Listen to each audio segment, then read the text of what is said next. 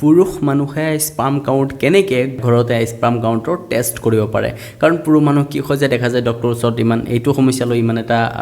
নাহে তো সেইকাৰণে ঘৰতে আপুনি কেনেকৈ টেষ্ট কৰিব পাৰিব সেইটোৰ বিষয়ে আজি আপোনালোকক জনাম এটা কাম কৰিব এমাজন ফ্লিপকাৰ্ট বা যিকোনো ধৰণৰ অনলাইন চ'ৰ্চৰ পৰা বা ফাৰ্মাচীৰ পৰা আপুনি এটা কিট আনিব লাগিব সেইটো কিট হৈছে স্পাম কাউণ্ট কিট বুলি ক'লে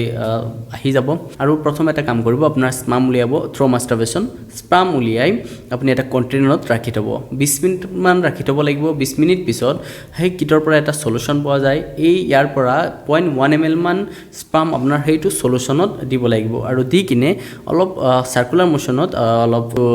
মিক্স কৰি দিব আৰু এটা বস্তু পোৱা যায় কিটৰ ভিতৰত যেনেকৈ প্ৰেগনেন্সি টেষ্ট কিট পোৱা যায় সেম তেনেকুৱাই সেই সলিউশ্যনটোৰ পৰা সামান্য পৰিমাণে আপুনি কি কৰিলে স্পাম উইথ সলিউশ্যন দুটা মিক্স হৈ থকা যোনটো বস্তু আছিলে সেইটো ল'লে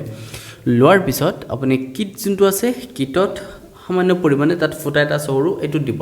যেনেকৈ প্ৰেগনেন্সি টেষ্ট কিটত দিয়া হয় যদি দিয়াৰ পিছত কোনো ধৰণৰ ৰঙা দাগ নাহে তেনেহ'লে ইনভেলিড হয় বস্তুটো বেয়া মানে কিটটো বেয়া যদি এটা দাগ ওলায় তেনেহ'লে আপোনাৰ 50 মিলিয়নৰ তলত আছে স্পাম কাউণ্ট যদি দুটা দাগ ওলায় তেনেহ'লে 50 মিলিয়নৰ ওপৰত আছে আপোনালোকে জানেই যদি 50 মিলিয়নৰ তলত থাকে তেনেহ'লে বহুত বেছি প'ৰ স্পাম কাউণ্ট বুলি কোৱা হয় স্পাম কাউণ্টটো বহুত বেছি বঢ়াব লাগে আৰু যদি 50 মিলিয়নৰ ওপৰত আছে তেনেহ'লে ভাল বুলি ক'ব পৰা যায়